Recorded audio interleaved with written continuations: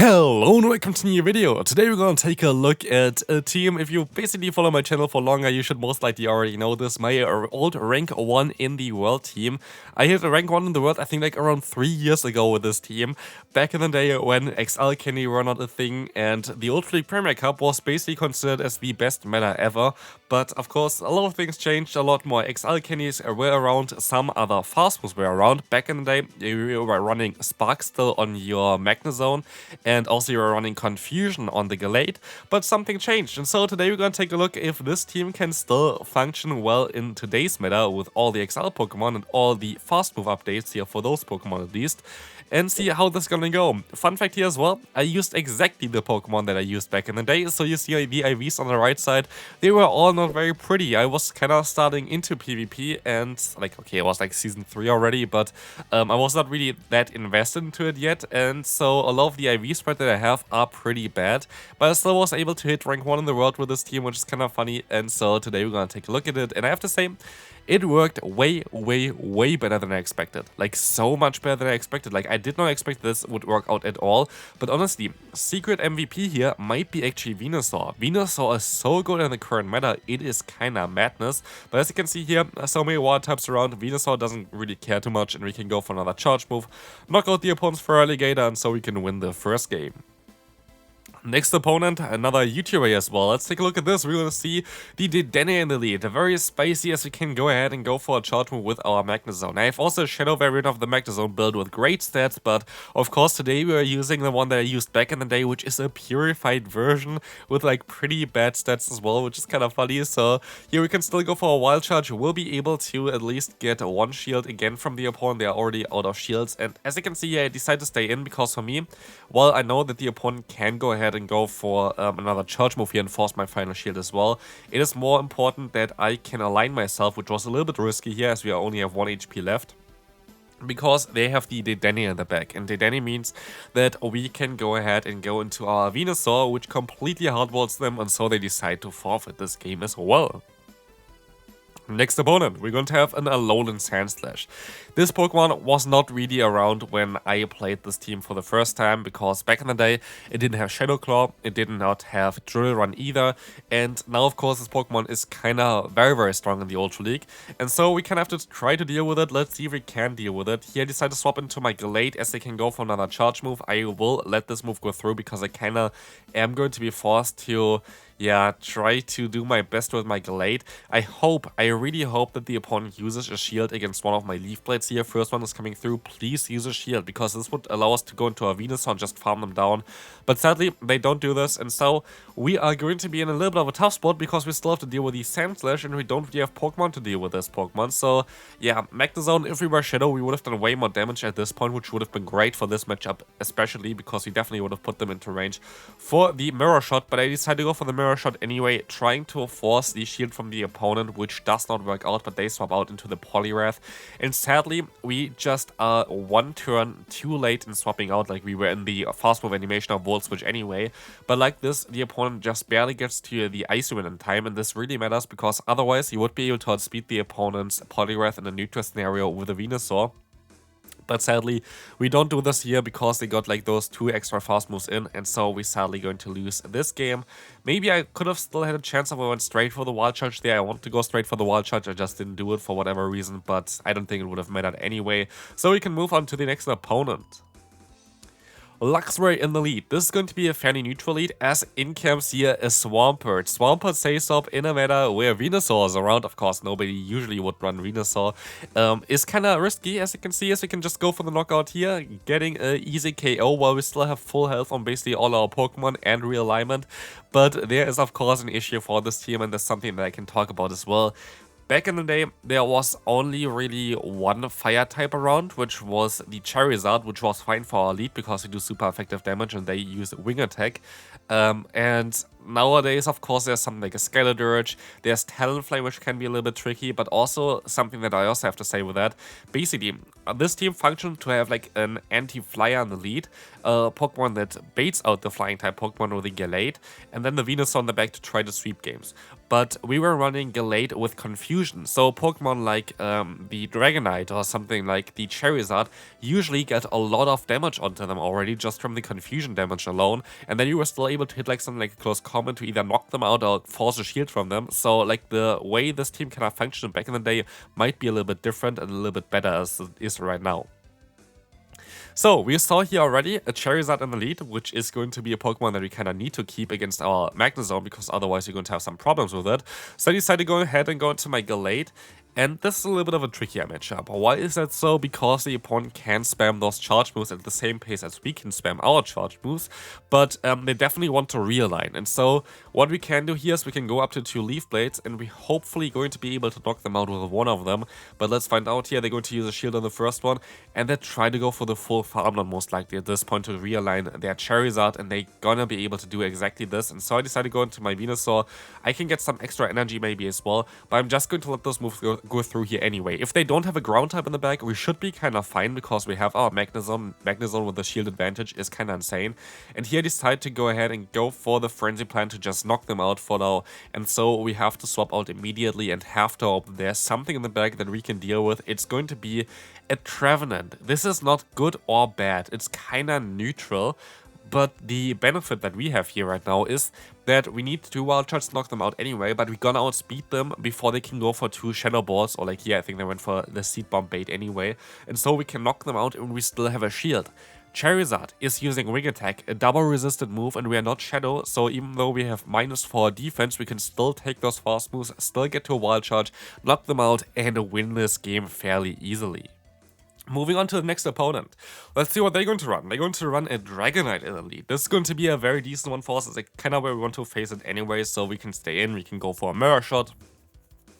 This Mirror Shot is going to hopefully get a shield. It does get a shield, and so we're going to be in a very decent spot because now we can even get to our Wild Charge a little bit faster. If they go for Superpower, they actually decide to go for the Superpower. That's kind of fine for us. We can go for another Mirror Shot.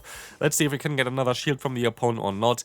They decide to let this move go through this time around. I can go into my Gallade and try to go for the full farm down. It did not work out, but we're still going to be able to just take the resisted Superpower, which is kind of good for us. In comes now another charge move from us. The Leaf Blade is coming through. Is going to be able to do some decent damage against the opponent's Gallade, and I could decide to use a shield here if I want to and force a shield from the opponent, and that's exactly what I'm going to do here, either force a shield from the opponent or knock them out, both of which I'm going to be okay with. We're going to see here that the Leaf Blade is coming through, going to do the knockout, and in comes another Shadow Venusaur from the opponent. But what we can do here is we try to go for a double Leaf Blade basically, very likely that the opponent is going to use a shield anyway, and as you're going to see here, we can go back into our Magnezone, go for a Mirror Shot. This is going to be able to connect, going to not get the attack drop, which is kind of sad, but they go for a charge move before they are at 100 energy, and with this we know already our Venusaur is going to outspeed them. They have to go for 2 Sludge Bombs and they won't be able to get there in time, and so we can win this game fairly easily. Here's one other Pokemon that is of course new for this team because XL Pokemon weren't a thing back in the day. It's going to be Galvantula. It is kinda okay to play around this Pokemon. You can just stay in. I would always take the first charge move here and then just go for back-to-back Wild Charges, which can go ahead and basically force a shield from the opponent, which is going to be kinda great for you. Here they're gonna get the next fast move in as well, which is a little bit annoying, but we can see here that we can get a shield, and so I can swap out into the Gallade. Gallade is going to easily outspeed the opponent usually, and so while we're gonna get debuffed, we would be able to go for the Leaf Blade in time, but here the opponent decides to swap out into the Gliscor. Gliscor, again, a Pokemon as well that was, I guess, already available back in the day, but the Wing Attack wasn't buffed then, and so like nobody was using this Pokemon. And so here, this can be a little bit of a trickier Pokemon to deal with for this team, but we can still go ahead and at least get them very, very low, which is kind of nice. They go for the Aerial Ace, and so I can go back into my Magnezone, and I can reach another charge move to hopefully force a knockout against them. So, let's see what we can do here. The opponent decides to swap out into the Poliwrath. This time around, I was a little bit faster, and this is going to be great, because now we would outspeed the opponent for sure to the next charge move as well, which would force the knockout against them, which is going to be very important, of course.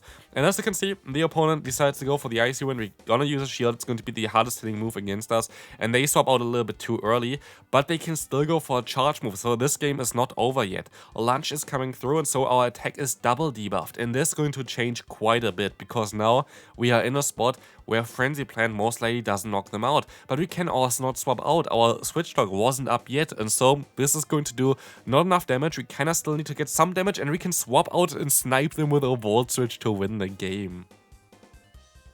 I had to get the opponent a little bit lower than, yeah, basically they were already with like the Vine Whip just to get them into Volt Switch range.